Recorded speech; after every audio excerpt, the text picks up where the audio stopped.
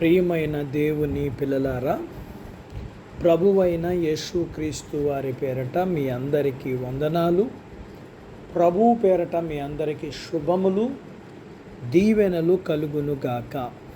ఈ ఉదయకాలం పరిశుద్ధ గ్రంథం నుండి దేవుని వాక్యాన్ని చదువుకుందాం. మత్తయి సువార్త 28వ అధ్యాయము 20వ వచనాన్ని చదువుకుందాము. నేను యుగ సమాప్తి వరకు సదాకాలం మీతో కూడా ఉన్నాను. దేవుడు తన మాటలు మనందరి కొరకు దీవించునుగాక. ఆమేన్. ప్రియమైన దేవుని పిల్లలారా, దేవుడు తన ప్రజల మధ్య ఉంటాడు. దేవుడు తన ప్రజల మధ్య నివసిస్తాడు. ఇంకా చెప్పాలి అంటే దేవుని సన్నిధి, ఆయన స్థిరత్వం, ఆయన నిత్యమైన ఉనికి మనతో ఉండడం అన్నమాట. ప్రియమైన దేవుని పిల్లలారా, ఈ లోకములో అందరూ మనల్ని విడిచినా దేవుడు మనల్ని ఎన్నటికీ ఎప్పటికీ విడిచిపెట్టడు. అట్టి దేవుడు తోడు మనం కలిగి ఉండాలి అంటే మనందరం తప్పనిసరిగా దేవుణ్ణి ఆశ్రయించాలి. ఇలాంటి స్వభావం మన అందరికీ దేవుడు అనుగ్రహించునుగాక.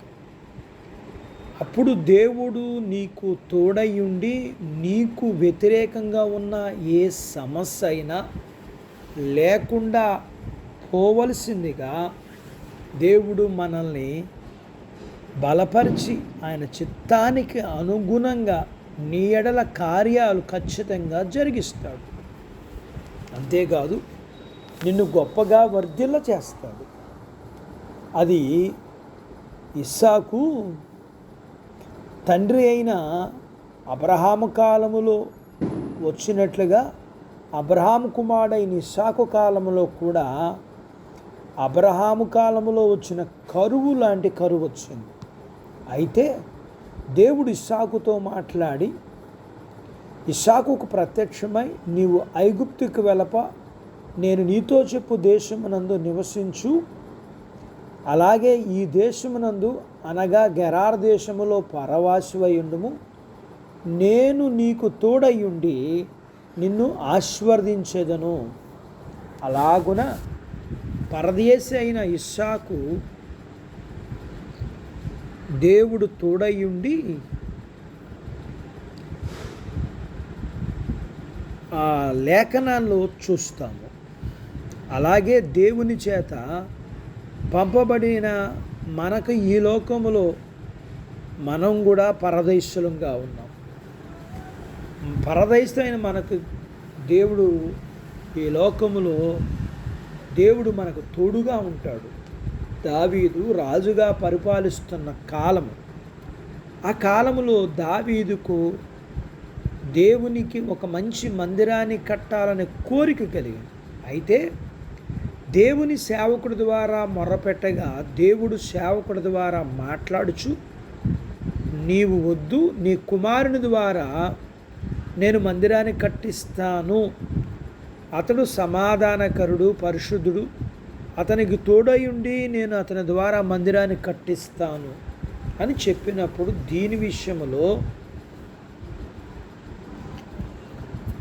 నేను తోడుగా ఉంటానని చెప్పారు. ఈ లోకములో మనమే ఆయన దేవాలయముగా ఉండి ఆయన మహిమపరచుటకు ఆయనే మనకు తోడయ్యుండి నడిపించునుగాక. ఆమేన్. దేవుడు తన మాటలు మనందరి కొరకు దీవించునుగాక. ఆమేన్. ప్రార్థించుకుందాం. నాతో పాటు ఏకీభవించండి. మమ్మలను మిక్కిలిగా ప్రేమించిన మా ప్రియ పరలోకపు తండ్రి, మీ పరిశుద్ధ నామమును బట్టి మీకు వందనాలు. ఈ ఉదయకాలం మీ పాదాల దగ్గర మీ లేఖనాన్ని నేర్చుకోవడానికి సహాయం చేశారు. మీరు మాకు తోడై ఉండే దేవుడుగా, మీరు అబ్రహాముకి, ఇస్సాకుకి, దావీదుకి, అతని కుమారుడికి తోడై ఉండడం మేము చూసాం. ఈ లోకంలో పరదేశులుగా ఉన్న మాకు మీరు తోడుగా ఉండి మిమ్మును మేము కలిగి ఈ దేహమనే దేవాలయం ద్వారా మిమ్మల్ని మహింపరచుటకు మీరు మాకు తోడయుండి నడిపిస్తున్న విధానాన్ని బట్టి మీకు కృతజ్ఞతలు చెల్లిస్తూ, నాతో పాటు ప్రార్థనలో ఏకీభవిస్తున్న ఈ పిల్లలని, వీరి కుటుంబాలని, వీరు కలిగినంతటిని దీవించండి.